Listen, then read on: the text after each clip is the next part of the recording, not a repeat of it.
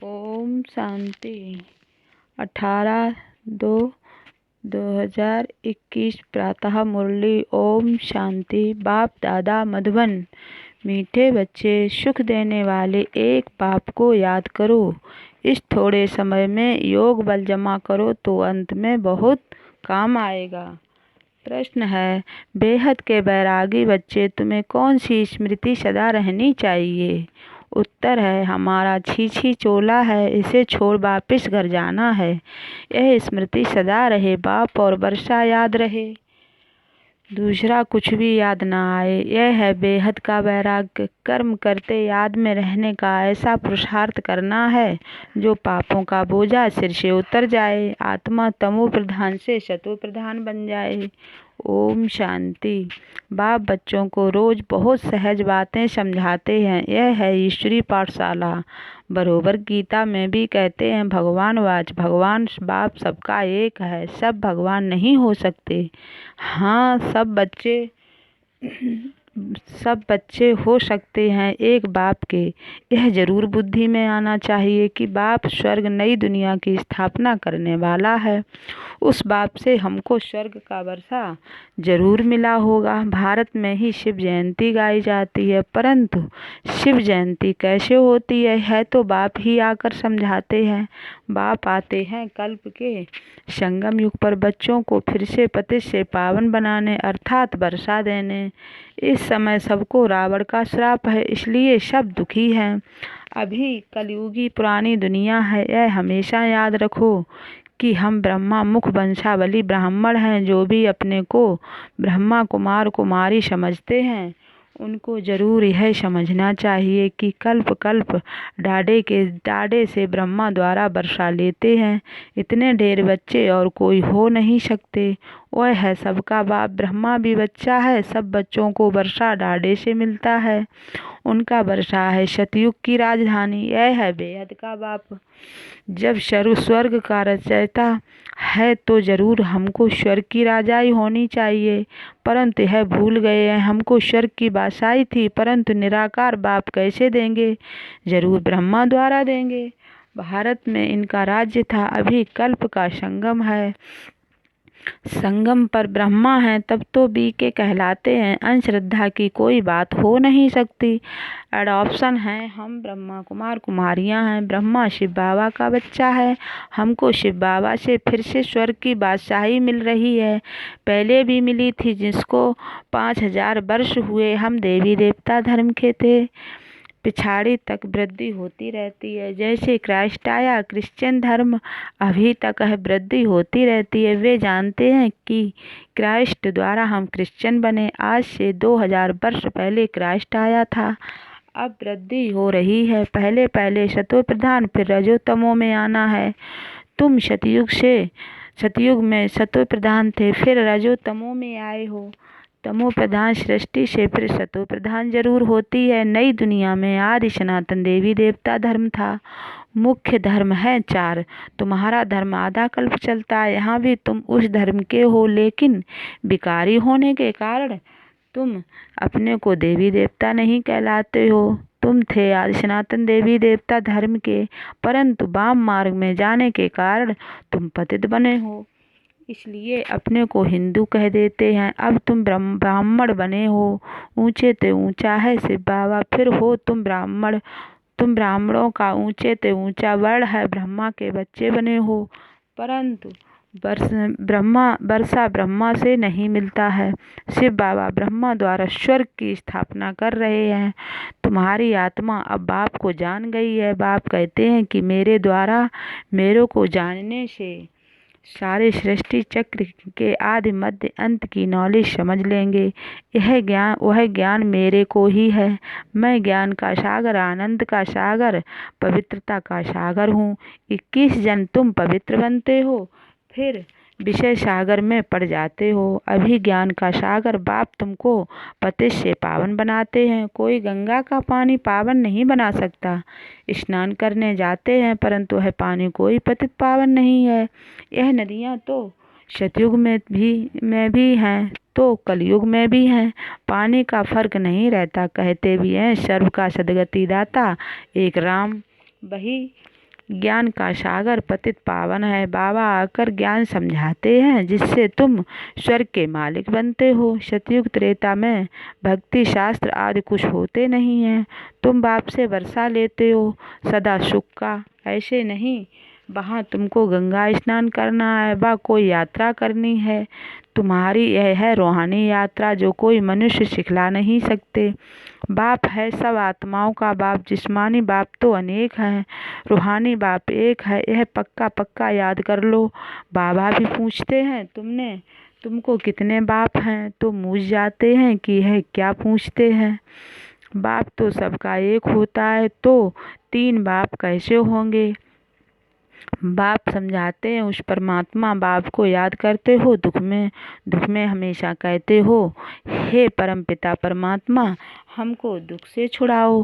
तो दो बाप हुए ना, एक जिस्मानी बाप दूसरा रूहानी बाप, जिसकी महिमा गाते हैं तुम माता पिता हम बालक तेरे। तुम्हारी कृपा से सुख घनेरे, लौकिक माँ बाप से सुख से घनेरे नहीं मिलते हैं। जब दुख होता है तो उस बाप का सिमरण करते हैं, यह बाप ही ऐसा है, ऐसा प्रश्न पूछते हैं, दूसरा तो कोई पूछ ना सके। भक्ति मार्ग में तुम गाते हो बाबा आप आएंगे तो हम आपके सिवाय और कोई की नहीं सुनेंगे, और तो सब दुख देते हैं, आप ही सुख देने वाले हो। तो बाप आकर याद दिलाते हैं कि तुम क्या करते हो, तुम जानते हो तुम ही ब्रह्मा कुमार कुमारी कहलाते हो। मनुष्य की ऐसी पत्थर बुद्धि है जो यह भी नहीं समझते कि बीके के क्या है, मम्मा बाबा कौन है। यह कोई साधु संत नहीं है। साधु सन्यासी को गुरु कहेंगे, माता पिता नहीं कहेंगे। यह बाप तो आकर दैवी धर्म का राज स्थापन करते हैं। जहाँ यह लक्ष्मी नारायण राजा रानी राज्य करते थे, पहले पवित्र थे फिर अपवित्र बने हैं। जो पूज्य थे वे फिर 84 जन्म लेते हैं। पहले बेहद के बाप का 21 जन्म सुख का वर्षा मिलता है। कुमारी वह जो 21 जन्म कुल का उद्धार करे, यह तुम्हारा गायन है। तुम कुमारियाँ हो, गृहस्थी नहीं हो, भल बड़े हैं लेकिन मरजीवा बन सब बाप के बच्चे बच्चियाँ बने हो। प्रजापिता ब्रह्मा के ढेर बच्चे हैं और वृद्धि को पाते रहेंगे, फिर यह सब देवता बनेंगे। यह शिव बाबा का यज्ञ है, इसको कहा जाता है राजस्व यज्ञ, स्वराज्य पाने का यज्ञ। आत्माओं को बाप से स्वर्ग के राज्य का वर्षा मिलता है। इस राजस्व अश्वमेध ज्ञान यज्ञ में क्या करना है, शरीर सहित जो कुछ है वह बलिहार करना है अथवा स्वाहा करना है। इस यज्ञ से तो तुम फिर राज्य पाएंगे। बाप याद दिलाते हैं कि भक्ति मार्ग में तुम गाते थे कि हे बाबा आप जब आएंगे तो हम बलिहार जाएंगे, बारी जाएंगे। अब तुम अपने को सब ब्रह्मा कुमार कुमारियाँ तो समझते हो, भल रहो अपने ग्रस्त व्यवहार में, परंतु पावन रहना होगा। कमल पुष्प समान अपने को आत्मा समझो। हम बाबा के बच्चे हैं, तुम आत्माएं हो आशिक। बाप कहते हैं मैं हूँ एक माशूक, तुम मुझ माशूक को पुकारते रहते हो। तुम आधा कल्प के आशिक हो, जिसको परमपिता परमात्मा कहा जाता है। वह निराकार है, आत्मा भी निराकार है जो इस शरीर द्वारा पाठ बजाती है। भक्ति मार्ग में भी तुमको पाठ बजाना है। भक्ति है ही रात। अंधियारे में मनुष्य ठोकरें खाते हैं, द्वापर से लेकर तुमने ठोकरें खाई हैं। इस समय महादुखी हो गए हो। अब पुरानी दुनिया का अंत है, यह पैसा आदि सब मिट्टी में मिल जाना है। भल कोई करोड़पति है, राजा है, बच्चे पैदा होंगे तो समझेगा यह धन हमारे बच्चों के लिए है, हमारे पुत्र पोतरे खाएंगे। बाप कहते हैं कुछ भी खाएंगे नहीं, यह दुनिया ही खत्म होने वाली है। बाकी थोड़ा समय है, विघ्न बहुत पड़ेंगे, आपस में लड़ेंगे, पिछाड़ी में ऐसे लड़ेंगे जो खून की नदियाँ बहेंगी। तुम्हारी तो कोई से लड़ाई नहीं है, तुम योग बल में रहते हो। तुम याद में रहेंगे तो कोई भी तुम्हारे सामने बुरे विचार से आएंगे तो उनको भयंकर साक्षात्कार हो जाएगा और झट भाग जाएंगे। तुम शिव बाबा को याद करेंगे और वे भाग जाएंगे। जो पक्के बच्चे हैं पुरुषार्थ में रहते हैं कि मेरा तो एक शिव बाबा दूसरा न कोई, बाप मेरा तो एक शिव बाबा दूसरा न कोई। बाप समझाते हैं कि हथ काटे बच्चों को घर को भी संभालना है, परंतु तुम आत्माएं बाप को याद करो तो पापों का बोझा भी उतर जाएगा। सिर्फ मुझे याद करो तो तुम तमो प्रधान से शतु प्रधान बन जाएंगे, परंतु नंबरवार पुरुषार्थ अनुसार फिर तुम सब यह शरीर छोड़ेंगे। बाबा सभी आत्माओं को मच्छरों सदृश ले जाएंगे। बाकी सारी दुनिया को सजाएं खानी है, भारत में बाकी थोड़े जाकर रहेंगे, उसके लिए यह महाभारत लड़ाई है। यहाँ तो बहुत वृद्धि होगी। प्रदर्शनी प्रोजेक्टर आदि द्वारा कितने सुनते हैं। वह प्रजा बनती जाती है। राजा तो एक होता है, बाकी होती है प्रजा। वजीर भी प्रजा की लाइन में आ जाता है। ढेर प्रजा होती है, एक राजा की लाखों के अंदाज में प्रजा होती है। तो राजा रानी को मेहनत करनी पड़े ना। बाप कहते हैं सब कुछ करते निरंतर मुझे याद करो। जैसे आशिक माशूक होते हैं, उन्हों का जिस्मानी लव रहता है। तुम बच्चे इस समय आशिक हो, तुम्हारा माशूक आया हुआ है, तुमको पढ़ा रहा है। पढ़ते पढ़ते तुम देवता बन जाएंगे। यहाँ से विकर्म विनाश होंगे और तुम सदैव निरोगी भी बनेंगे। फिर 84 के चक्र को भी याद रखना है। सतयुग में इतने जन्म, त्रेता में इतने जन्म। हम देवी देवता धर्म वालों ने पूरे 84 का चक्र लगाया है। आगे चलकर तुम बहुत वृद्धि को पाएंगे। तुम्हारे सेंटर्स हजारों की अंदाज में हो जाएंगे। गली गली में समझाते रहेंगे कि सिर्फ बाप को और वर्षे को याद करो। अब चलो घर वापस। यह तो छीछी चोला है, यह है बेहद का वैराग्य। सन्यासी तो सिर्फ हद का घर बार छोड़ देते हैं, वह है हठयोगी। वह राजयोग सिखला नहीं सकते। कहते हैं यह भक्ति भी अनादि है। बाप कहते हैं यह भक्ति तो द्वापर से शुरू होती है। 84 पौड़ियाँ उतरी, अब तुम तमो प्रधान बने हो। तुम सो देवी देवता थे, क्रिश्चियन कहेंगे देवता थे, क्रिश्चियन कहेंगे हम सो क्रिश्चियन थे। तुम जानते हो हम सतयुग में थे। बाप ने देवी देवता धर्म स्थापन किया। यह जो लक्ष्मी नारायण थे वह अब ब्राह्मण बने हैं। सतयुग में एक राजा रानी थे, एक भाषा थी। यह भी बच्चों ने साक्षात्कार किया है। तुम हो शवाद सनातन धर्म के, तुम ही 84 जन्म लेते हो। वह जो कहते आत्मा निर्लेप है, ईश्वर सर्वव्यापी है, यह रंग है, सब में आत्मा है। फिर कैसे कहते हो हमारे में परमात्मा है।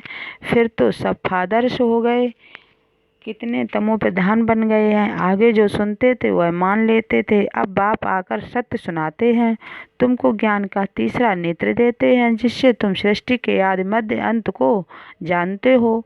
अमर कथा भी यह है, बाकी सूक्ष्म वतन में कथा आदि है नहीं। यह सब भक्ति मार्ग का सैंपलिंग है। तुम अमर कथा सुन रहे हो अमर बनने के लिए। वहाँ तुम खुशी से एक शरीर छोड़ दूसरा जाकर लेंगे। यहाँ तो कोई मरता है तो रोते पीटते हैं। वहाँ बीमारी आदि होती नहीं, सदैव एवर हेल्दी रहते हैं, आयु भी बड़ी होती है। वहाँ पतितपना होता है नहीं। अब यह पक्का कर लेना है कि हमने 84 का चक्र पूरा किया है। अब बाबा हमको लेने आया है। पावन बनने की युक्तियाँ भी तुमको बताते हैं। सिर्फ मुझ बाप को और वर्षे को याद करो। सतयुग में 16 कला संपूर्ण, फिर कला कम होती जाती है। अब तुम्हारे में कोई कला नहीं रही है। बाप ही दुख से छुड़ाकर सुख में ले जाते हैं, इसलिए लिबरेटर कहा जाता है। सबको अपने साथ ले जाते हैं। तुम्हारे गुरु तुमको साथ थोड़े ही ले जाते हैं। वो गुरु चला जाता है तो चेला गद्दी पर बैठता है। फिर चेलों में बहुत गड़बड़ हो जाती है, आपस में गद्दी के लिए लड़ पड़ते हैं। बाप कहते हैं मैं तुम आत्माओं को साथ ले जाऊंगा। तुम संपूर्ण नहीं बनेंगे तो सजाएं खाएंगे और पद भ्रष्ट होगा। वहाँ राजधानी स्थापन हो रही है। अच्छा मीठे मीठे शकीले बच्चों, प्रतिमात पिता बाप दादा का याद प्यार और गुड मॉर्निंग। रूहानी बाप की रूहानी बच्चों को नमस्ते। धारणा के लिए मुख्य सार। पहला पॉइंट है याद का ऐसा अभ्यास करना है जो बुरे विचार वाले सामने आते ही परिवर्तन हो जाएं। मेरा तो एक शिव बाबा दूसरा न कोई, इस पुरुषार्थ में रहना है। दूसरा पॉइंट है, स्वराज्य पाने के लिए शरीर सहित जो कुछ भी है वह बलिहार जाना है। जब इस रुद्र यज्ञ में सब कुछ स्वाहा करेंगे तब राज्य पद मिलेगा। वरदान है, ज्ञानी तू आत्मा बन, ज्ञान सागर और ज्ञान में समाने वाले सर्व प्राप्ति स्वरूप भव। ज्ञानी तू आत्मा बन, ज्ञान सागर और ज्ञान में समाने वाले सर्व प्राप्ति स्वरूप भव। जो ज्ञानी तू आत्माएं हैं वह सदा ज्ञान सागर और ज्ञान में समाई रहती हैं। सर्व प्राप्ति स्वरूप होने के कारण इच्छा मात्र अविद्या की स्टेज स्वतः रहती है, जो अंश मात्र भी किसी स्वभाव संस्कार के अधीन नाम मान शान के मंगता है। क्या क्यों के क्वेश्चन में चिल्लाने वाले पुकारने वाले अंदर एक बाहर दूसरा रूप है, उन्हें ज्ञानी तू आत्मा नहीं कहा जा सकता है। स्लोगन है, इस जीवन में अतीन्द्रिय सुख व आनंद की अनुभूति करने वाले ही सहज योगी हैं। इस जीवन में अतीन्द्रिय सुख व आनंद की अनुभूति करने वाले ही सहज योगी हैं। Om Shanti. Thank you for watching my video. Please like, share and subscribe my channel.